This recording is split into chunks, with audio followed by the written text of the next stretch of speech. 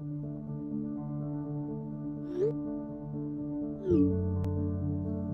vrai problème de l'humanité, c'est que nous avons des émotions paléolithiques, des institutions médiévales et une technologie divine.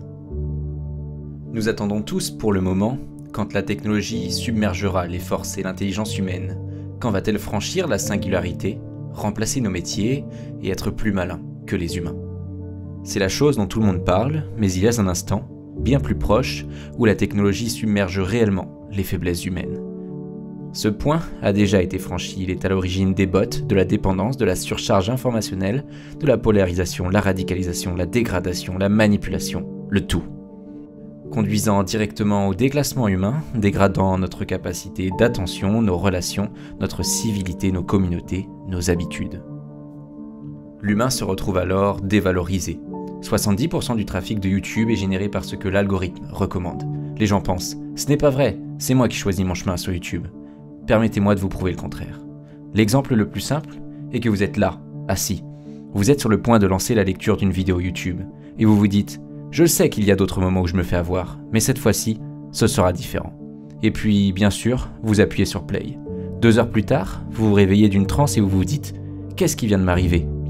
C'est ce qui s'est passé à ce moment-là que les gens ne voient pas.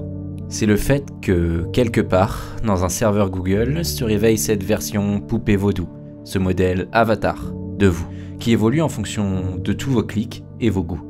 Cela fait que ce modèle se comporte de plus en plus comme vous. Ensuite, ce qu'ils font, c'est qu'ils impriment le modèle d'avatar avec 100 millions de vidéos, et ils disent « Eh bien, quelle vidéo vous retiendra le plus longtemps ?» C'est comme jouer aux échecs contre votre esprit. Il gagnera toujours.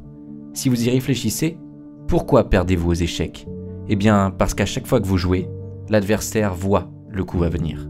Vous jouez des versions simulées de « Eh bien, si je faisais ça, il fera ça ». Mais il joue toujours plus de simulations, donc il gagne. Mais quand Gary perd contre le meilleur supercalculateur en 2004, Gary ne perd pas seulement aux échecs dans ce match, c'est toute l'humanité qui perd aux échecs contre un ordinateur. Alors, nous pouvons faire ce constat, mené par Yves Citon. Jusqu'à quel point, lorsqu'on va dans ces médias de masse, on est encore plus transformé en pitre parce qu'on n'arrive à rien à dire d'intelligent, parce que les formats nous empêchent de dire quoi que ce soit d'un tout petit peu développé. Les médias, les plateformes cherchent à nous faire réagir en permanence. C'est en fait un point profond que les gens sous-estiment vraiment. Nous produisons une technologie capable de simuler les faiblesses du créateur. Les marionnettes que nous avons créées savent exactement quelle ficelle tirer, apportant les contenus polémiques, la polarisation du monde et l'indignation. Alors maintenant, nous devons réguler. C'est ce qu'explique Pierre-Alain Raffan, député à l'Assemblée nationale. De dire j'ai des recommandations que vous devez mettre en œuvre, et si vous ne les mettez pas en œuvre, alors on saisit le procureur, peut y avoir des sanctions, une interdiction au marché et compagnie. Ça c'est une forme de droit, parce que ça parfois les mêmes aspects.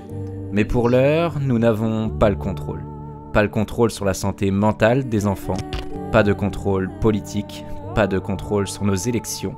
L'opinion publique n'a vraiment pas réalisé que la technologie tient la plume de l'histoire en ce moment, et donc, elle ne la contrôle pas.